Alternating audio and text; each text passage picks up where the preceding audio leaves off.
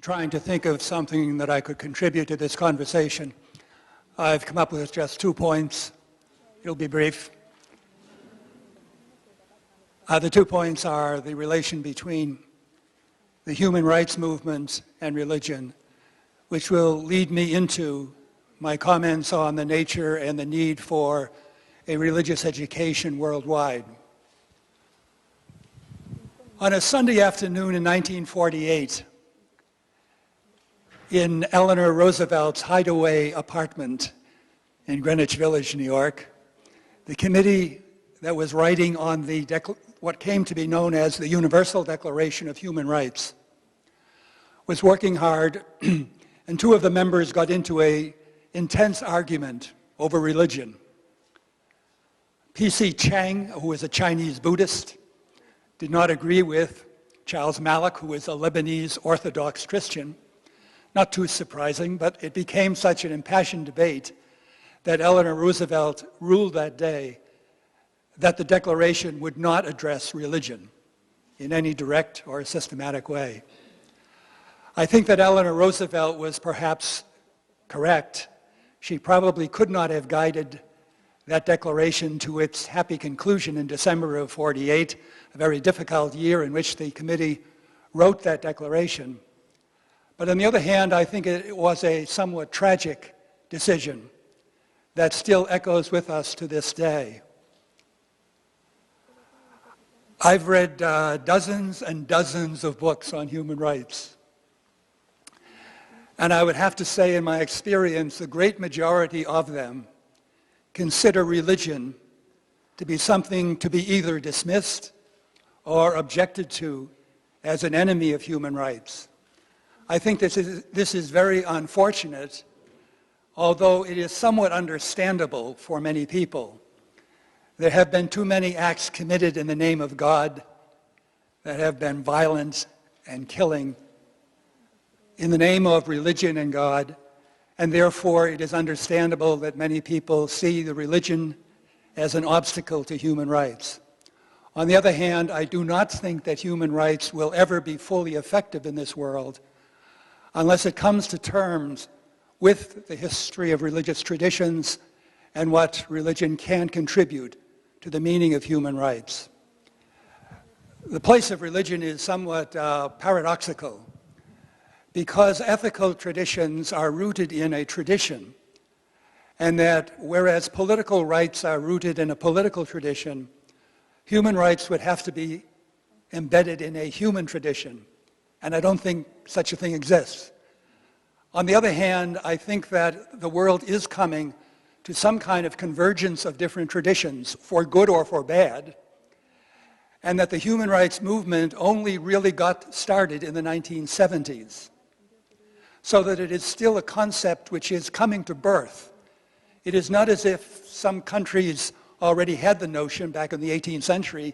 They didn't. And the Declaration on Human Rights in 1948 was more like the first word rather than the last word. And that it is open to us, with the convergence of religions and other kinds of traditions, to fill out that meaning of human rights. A lot of what I read is just too much of sermonizing on it, instead of building the basis for having human rights be really effective throughout the world. I do not think it is a help when one religion claims to be the source of human rights. And I do occasionally read that in literature. I won't mention the particular religions, but there are a couple that do claim sometimes to be the origin of human rights. I don't think any religion has a glorious record here, but every religion can contribute to it. And I think it is necessary. At the very least, one has to say that human rights will never be effective unless people believe that it is at least compatible with the religious tradition they practice. I noted this is my segue, I note in the 1966 2 covenants on human rights. The '48 Declaration was supposed to be followed up by a covenant. Of course, that didn't happen because the USA and USSR were at a standoff, and it led to 2 covenants being affirmed in 1966. The United States has still to accept both of them. In both covenants, there is a paragraph which says that it is the human right of parents, to see to the religious education of their children. I was happy to see that. I was somewhat curious because religious education is not a common term in American English or in British English, and I did not know where they got that. But one of the things that does concern me is that the United Nations understood religious education as to be seemingly exclusively about parents and their children. I think it is very important that parents be in charge of the religious education of their children, but the United Nations had better be aware that religious education is lifelong, and it is not exclusively something that is done for small children. Religious education is a term that originated in English in the late 19th century. It received a stamp of meaning with the founding of an association in 1903 called the Religious Education Association. That organization has never flourished. It barely stays alive, but nonetheless it is a hope for the future. I used to say in the 1970s, well, maybe by the time the century comes, that is 2003, the country will have come to the realization of the need for a religious education. We're now 10 years past that mark, and I'm still waiting. Let me just make my one simple point about religious education, though I have spent 50 years trying to convince people of this without a lot of success. Religious education is a peculiar thing because unlike scientific education or literary education, there is inbuilt in a religious education a very strong tension, which a lot of people see as a contradiction, that in order to have a religious education, one has to have two parts to it. One, learning how to practice faithfully and intelligently one's own religious tradition. But number two, coming to understand, at least to some degree, the religions of other people. Again, a lot of people see a contradiction between those two. I know you don't, but it is difficult to convince institutions and religious communities that a religious education has to include both of those. Not everybody has to do both things all the time, but when one is doing one has to be aware of the need for the other.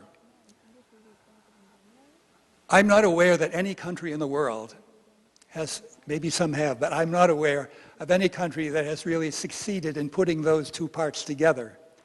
In the United States of America, the term religious education is not used much. I once wrote a book entitled Religious Education as a Second Language, trying to convince, especially in the United States, Christians and Jews, and now, very importantly, other religions, to use religious education not as their first language for training their own members, but at least a language that would mediate between religions as well as affirm particular religions. In the United States, the term is used very casually, if at all, by different groups, but it is not a common language, and when it is used by a particular religious group, it's usually used too narrowly. For example, in my own Roman Catholic Church, religious education tended to mean the children who are trained outside of the parochial schools. That's not an adequate meaning of religious education.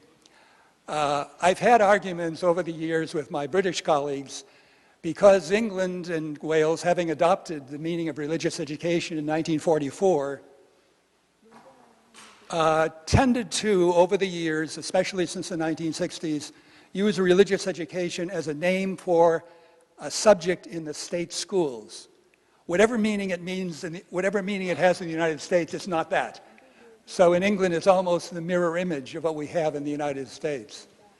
Let me just conclude quickly. In 2001, when the United States suffered its first real attack on its homeland, there was a chance of two directions to go, I thought. And I waited that week after that attack to see which direction the United States would go. As far as religious education goes, I don't think the U.S. responded very well. Our reaction was almost entirely military.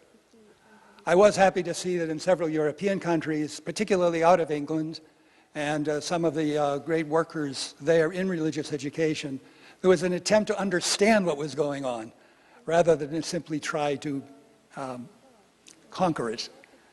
And the Council of Europe took up the question of religious education, and there have been meetings over the past 10 years that have included a number of European nations and now also Asian nations. The United States of America is simply absent, as far as I can see, in a country that surely needs it, and there should be a place where there would be a dialogue of religions and an understanding that there needs to be public forums for discussion of religion, as well as the independent and private activities of individual religious groups. I don't want to end on a pessimistic note. As I said, I've spent 50 years trying to do this without much success, but I'm not discouraged, because I think the next generation is going to have to do this, and that it is, like human rights, the need for religious education is something that has only emerged slowly, especially in the latter part of the 20th century, as various movements have converged.